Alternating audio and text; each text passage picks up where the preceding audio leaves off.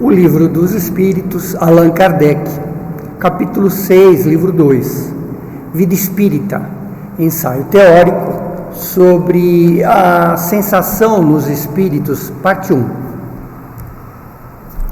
257. O corpo é instrumento de dor. Se não é a sua primeira causa, é ao menos a causa imediata. A alma tem a percepção dessa dor. Essa percepção é o efeito. A lembrança que dela conserva pode ser muito penosa para o espírito, mas não pode implicar na ação física. Com efeito, nem o frio, nem o calor podem desestruturar os tecidos da alma, pois esta não pode regelar-se nem queimar-se, porque não está com a matéria física, né? Não vemos todos os dias a lembrança ou a expectativa angustiosa diante de um mal físico produzir os seus efeitos, ocasionando até mesmo a morte. Todos sabem que as pessoas que sofrem amputações sentem dor no membro que não possuem mais. Seguramente não é esse membro a sede nem mesmo o ponto de partida dessa dor. Então, por exemplo, as pessoas que amputaram uma perna ou um braço sentem como se fosse a dor naquele lugar específico, como se fosse no braço ou como se fosse na perna, ou seja, o lugar amputado. Mas lá não existe mais um órgão fisicamente. O cérebro conserva a impressão e estudo.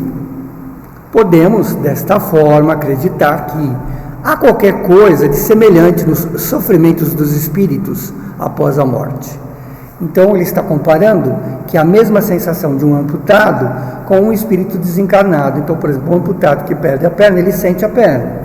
O espírito, como não está mais ligado na matéria, ele sente os órgãos, né, as suas pernas, os seus braços, sua cabeça, e às vezes reclama porque dói a perna, porque dói a cabeça, porque dói as costas, porque levou um tiro, porque levou uma facada, né? Então os espíritos se manifestam muitas vezes desta forma.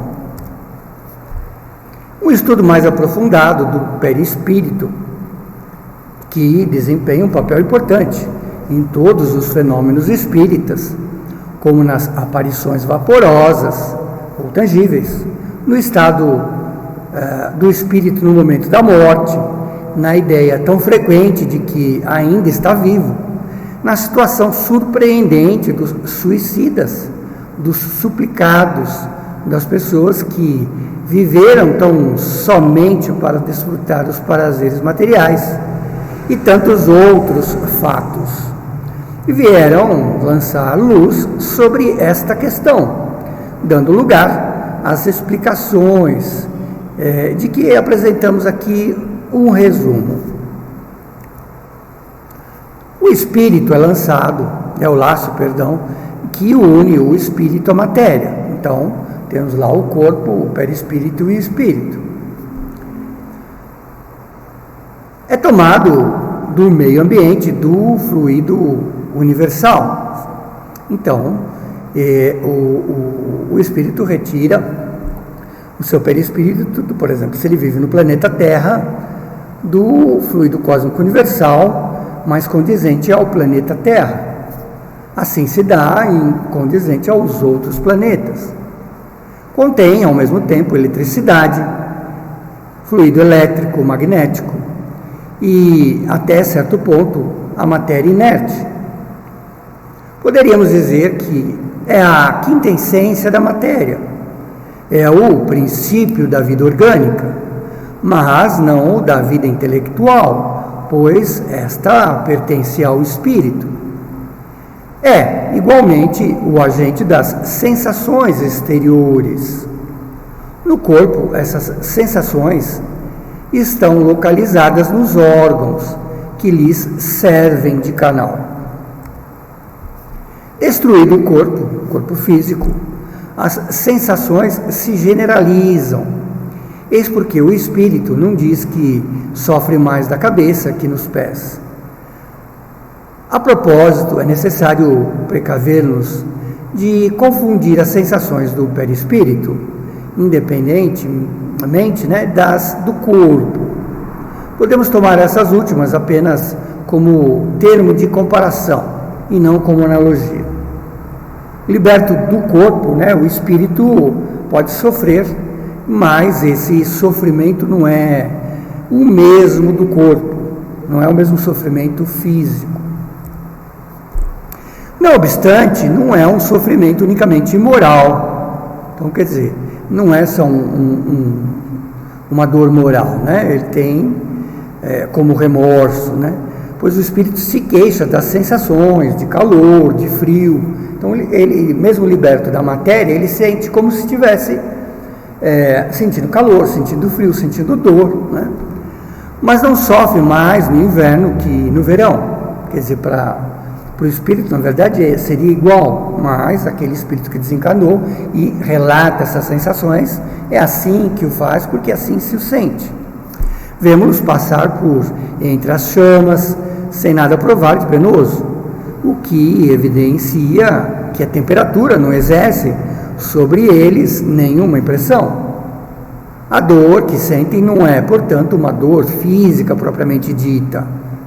É um vago sentimento íntimo do qual o próprio espírito nem sempre tem perfeita consciência, precisamente porque não é localizada, nem produzida por um agente exterior, quer dizer, o fogo, a água, o gelo, É antes uma lembrança penosa para o espírito.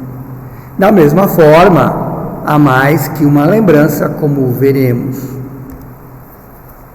A experiência nos ensina que no momento da morte o perispírito se desprende, gradativamente vai se desprendendo do corpo. Nos primeiros instantes o espírito não compreende a sua situação, não acredita estar morto, sente-se vivo ainda, sente-se como ainda apegado à carne, Vê o seu corpo ao lado, sabe que é seu e não entende porque esteja separado do corpo. Esse estado perdura por todo o tempo enquanto existir um liame entre o corpo e o perispírito. Um suicida nos relatou: não, eu não estou morto, e acreditava. E, no entanto, sinto os vermes me roerem. Assim falou o espírito, de um suicida. Ora, seguramente os vermes não roíam o perispírito, e ainda menos o espírito, mas sim lá o corpo físico. Mas, como a separação do corpo e do perispírito não estava completa, no caso do suicida, havia uma espécie de repercussão moral para aquele espírito, que lhe transmitia a sensação do que passava no corpo.